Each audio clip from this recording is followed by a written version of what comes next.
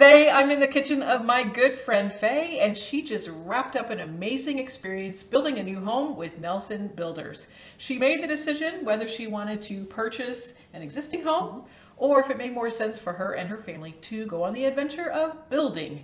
And I know there are two big anxiety points for anybody who's thinking about that decision. The first one is, can I put together something as stylish as what I see in the model home?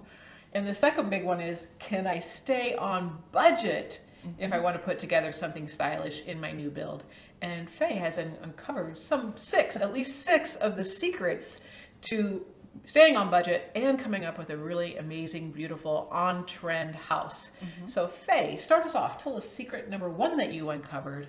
I think they're all fantastic secrets. All right, so secret number one is that when you are narrowing your list down of builders, the one thing you should ask for is the standard list of items that are included in the build.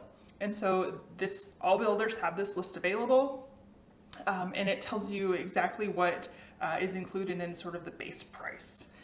And this varies widely from builder to builder, so you really have to do your homework in this area. And go through line by line.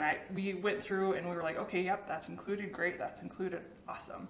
The other thing we did is after we had that list, we asked them to do a walkthrough of a model, and we pointed out all the things that were dream items, right? Add this, add that, add this, everything that we could think of that we might want. We had them add it to our spreadsheet, and then they provided us how much those upgrades would be. What was the average of your upgrades, of your ultimate, if you wanted beams in the living room and you wanted the fanciest shower in your primary bathroom, what could you have gone over? We could have easily been 50 to 75,000 over our budget, easily. So that's why we took the standard list and then we took the upgrade list, and we sat down, my husband and I, and we went through line by line, and we said, what are the things that we can live without? And what are the things we absolutely wanted? And so that really allowed us to see, again, staying with the budget. We had our numbers in mind and we weren't going to go over that. And so that's how we finalized our wants. And what I really love is you took this dream big concept and then compared it to dream according to my budget. Yes. And I will show you a tour of their home in a minute, but their home is beautiful. So you can have an absolutely stunning home on a budget. So I love that.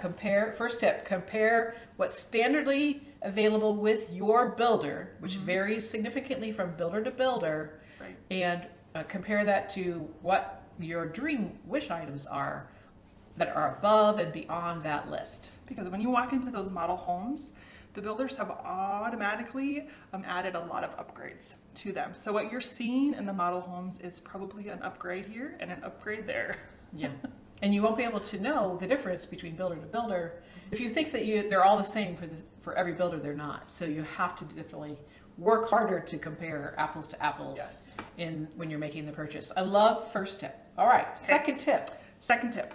When you have finalized your builder and you're in the building process, you will have to meet with your vendors to go over finishing touches. So that would be things like tile, flooring, countertops. And when you go out and meet with these people, it's really easy to walk into a showroom and see all the fancy and beautiful items at the front of the store, just like any store you go to. And so what we made sure we did is we asked them to only show us the items within the budget. So the vendors know exactly what the allowance is for that specific builder, and we only looked at the items within the allowance. And let me tell you, they are also very beautiful finishes. I think it's a great way not to be overwhelmed by the process too. True. You can stay on budget and then not get lost in all of the shiny things, because there are shiny things galore in the whole yes, building process. All the finishes, all the things. Yes. So my third tip would be stain versus paint. A lot of people are painting cabinets right now, and for us that was considered an upgrade. And so we said maybe that's one area that we can also sort of cross off the list, stay in our budget. And so we ended up going with stain. And we were able to find a dark stain that we really enjoy. And again, that was included in the standard package. And I love what you've done in your kitchen and throughout your home. You've picked places where you want to have the painted woodwork, such as your baseboards. Yep. And you've picked places where you want this darker finish, and you've contrasted with lighter countertops and lighter backsplash, so you get that great contrast, great style, without busting the budget. So one of the interesting things too that we've talked about is when you're painting, every time you switch colors of paint, whether you're painting in your bedrooms or you're painting a two-tone island, you want navy island and a white painted cabinets, every time you switch colors, for some builders, that could be another sneaky upgrade that might really affect your budget if you're really trying to stay within conscious of your budget. Right. Another thing that I love to talk about is our appliances. So again, you will have an allowance. And what we did is we went online and we started shopping around, doing our homework, even went to some local retailers, and we looked at prices and we looked at the reviews and ratings. That was important to us. And so we found some we liked online, and we actually took all of the item numbers, presented them to the vendor and said, can you find these for us? And sure enough, they found them and they price matched. Ooh, price matching. I love price matching.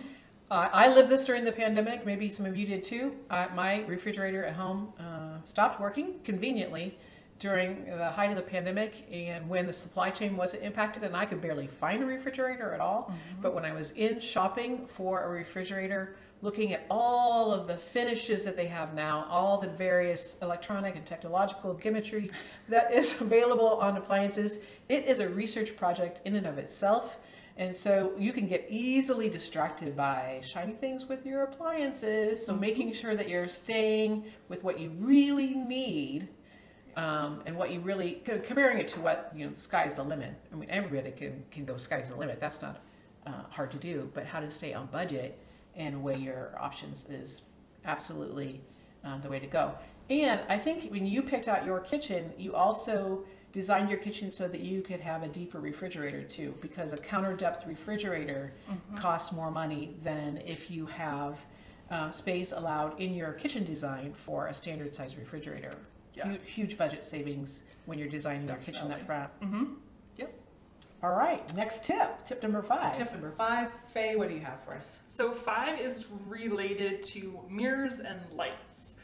So when you are building, again, the builder will give you an allowance for these items, and they'll provide a vendor, one that they work with. However, in our case, the vendor options were a little spendy, and we would have gone over our budget pretty quickly because there are a lot of lights you need in a home. And so we asked the builder if we could purchase these on our own.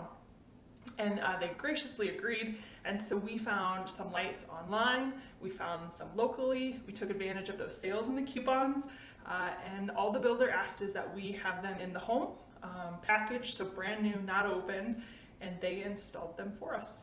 I think that is one of the huge advantages of your builder, Nelson Builders. I think that's fantastic. A lot of people don't have that option with whatever builder that they picked, and some people have elected to have that builder grade finish, put in builder grade, but they want that upgrade in style later, so they purchase something in their, whatever's in their wheelhouse, whatever's in their design aesthetic, and they've had that installed later, but they've been able to save big dollars by just going with the builder grade and then upgrading them later on their own versus putting them in their package when they're selecting their finishes for their new build.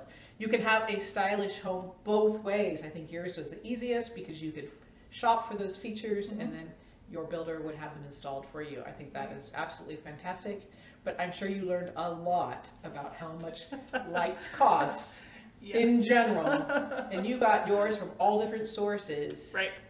And so you just went with whatever's the most affordable and was in your look that you were going for from a whole host of different vendors. I love that. All right, let's go to our final tip, Faye. Okay. What do we have? So number 6 is built-ins versus DIY.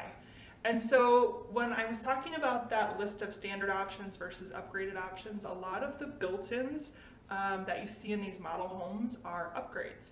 So built-in cabinetry, built-in shelves, built-in pantry items, again, all upgrades. And so what we decided is, even though we are not cabinet makers by any means or pros in cabinetry, we decided that we would do this on our own. And you can see next to our TV, we have some floating shelving. That's actually only $20 shelves from IKEA, and we installed those on our own. I absolutely love that tip.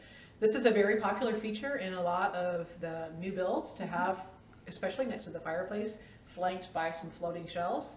And you took that floating shelf concept and really did it on a budget. So I think that's a huge cost savings for the same look. I absolutely love that.